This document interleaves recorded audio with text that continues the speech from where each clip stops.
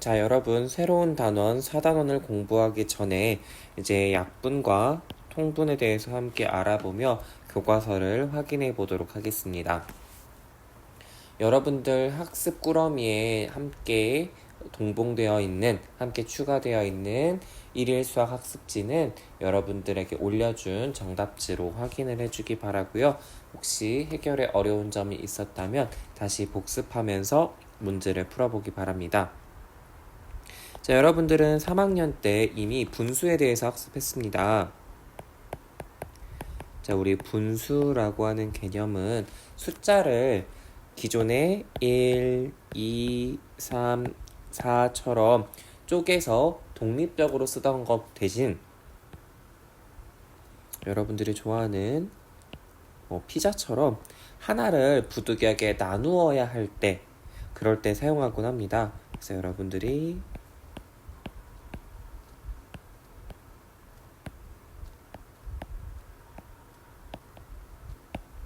자, 이런 분수들을 확인을 했을 거예요. 우리 복습삼 한번 읽어보죠.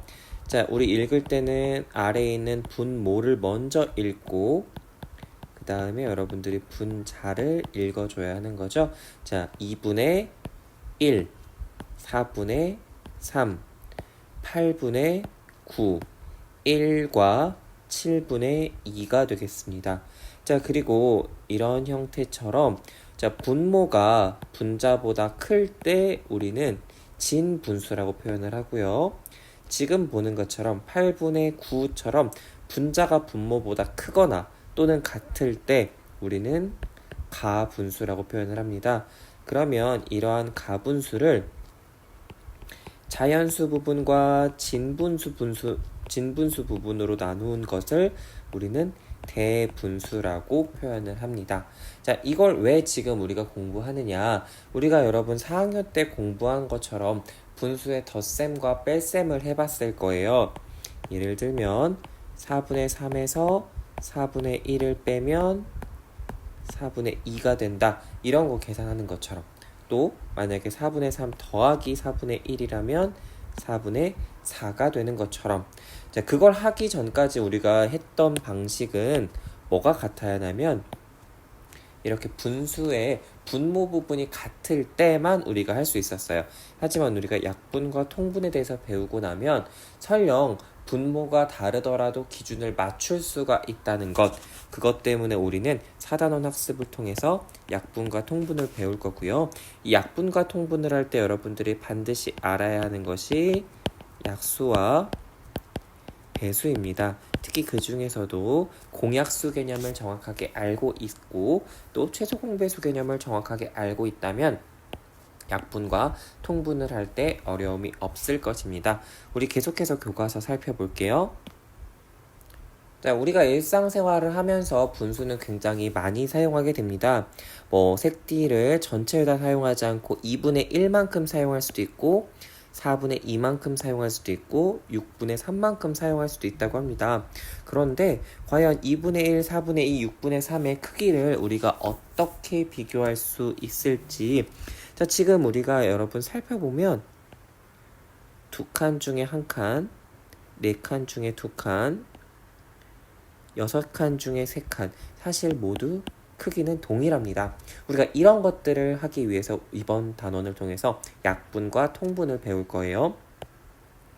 고구마를 심을 때도 3분의 2, 4분의 3 기존대로라고 하면 우리가 비교를 할 때 할 수 있는 방법이 없었어요. 하지만 이제는 여러분들이 비교할 수 있고요. 자, 우리 학습 꾸러미에도 나중에 들어있는데요.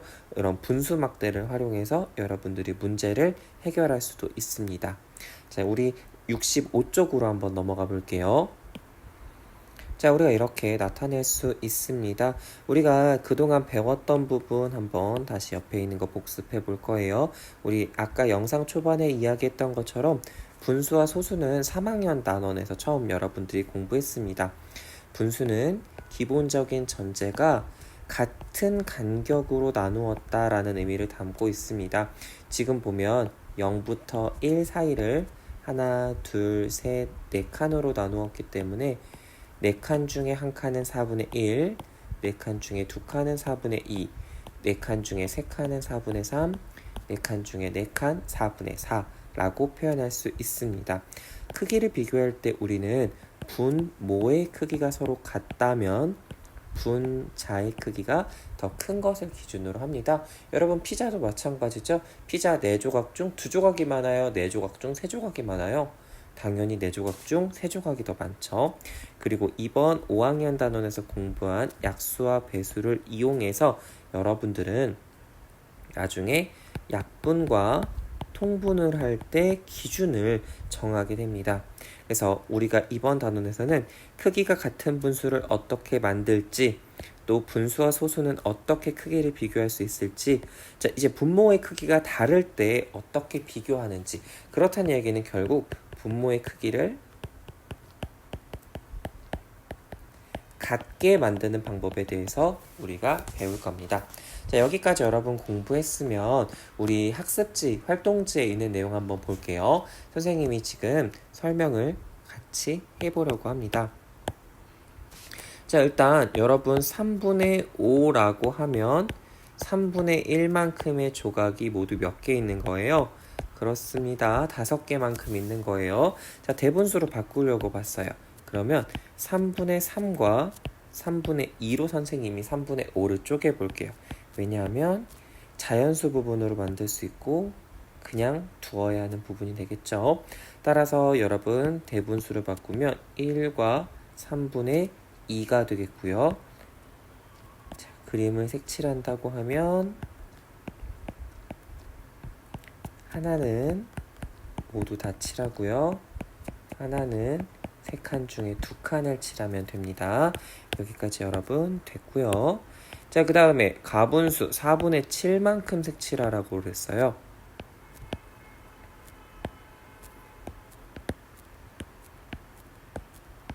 자, 이렇게 있으면 4분의 4만큼 먼저 색칠하고요. 그 다음에 4분의 3만큼 칠할 수 있겠죠. 자, 7분의 12는 7분의 1 조각이 모두 12개 있는 거예요. 이걸 대분수로 바꾼다 라고 하면 7분의 7과 7분의 5로 나누어서 1과 7분의 5로 바꿔 쓸 수 있겠죠. 자, 우리 색칠한다고 하면 왼쪽에 있는 거 7칸 모두 칠하고요. 오른쪽에 있는 아이를 7칸 중에 5칸을 칠하면 되겠죠. 자, 그리고 여러분들이 직접 진분수, 가분수, 대분수의 뜻을 찾아서 보면서 원리를 알아보도록 하겠습니다. 그리고 여러분 영상을 잠깐 멈추어 두고요. 수학 익힘책 41쪽 문제를 풀고 나서 함께 시청해 주기 바랍니다. 자, 여러분 수학 익힘책 준비 단원이에요. 준비 단원. 자, 14개씩 14개를 7개씩 묶어 본대요. 자, 이렇게 묶을 수 있죠. 자, 그랬을 때 7은 14에 자, 2개로 묶은 것 중에 하나니까 2분의 1이 되겠죠. 무슨 말인지 알겠어요? 자, 이렇게 묶는 순간 7개와 7개 단위로 바뀌게 되는 거예요. 그래서 두 묶음 중 한 묶음이다 라는 의미를 담고 있습니다. 자, 8cm의 종이띠에 4분의 3만큼 색칠을 해보려고 하는데요. 그럼 우리 4분의 3의 기준으로 만들어줘야죠. 어떻게 만들 거냐면 4칸으로 나눌 거예요. 그 중에 3칸을 의미하는 거죠. 자, 몇 cm? 6cm라는 것 알 수 있습니다. 자, 그 다음에 우리 분수만큼 색칠해 보기로 했어요. 1과 8분의 1이에요. 1만큼 다 색칠하세요. 그 다음에 8칸 중에 1칸 색칠할 수 있죠. 이번엔 8분의 11이에요. 8분의 8과 8분의 3으로 나눌 수 있습니다. 그러면 8분의 8에 해당하는 부분 다 색칠해주고요. 8칸 중에 3칸 색칠하면 되죠. 하나, 둘, 셋. 꼭 붙어서 색칠하지 않아도 돼요. 자, 얘가 더 큽니다. 그러면 우리 막간을 이용해서 1과 8분의 1도 한번 대분수로 바꿔볼게요. 자, 자연수 부분 1은 8분의 8, 진분수 부분 8분의 1 더해주면 8분의 9가 되겠죠. 자, 꼭 색칠하지 않더라도 대분수는 가분수로 바꾼다거나 또는 가분수를 대분수로 바꿔서 비교할 수 있습니다.